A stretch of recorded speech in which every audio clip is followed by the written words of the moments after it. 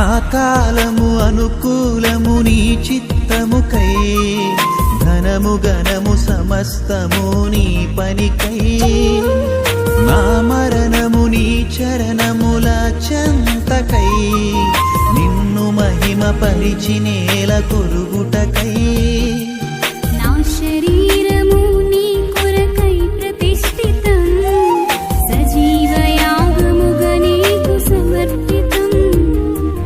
నా శరీరము నీ కొరకై ప్రతిష్ఠితం, సజీవ యాగముగా నీకు సమర్పితం. దేవా నా జీవితమిదిగో నీ సొంతం, ప్రతిక్షణం నీ పనికై అర్పితం.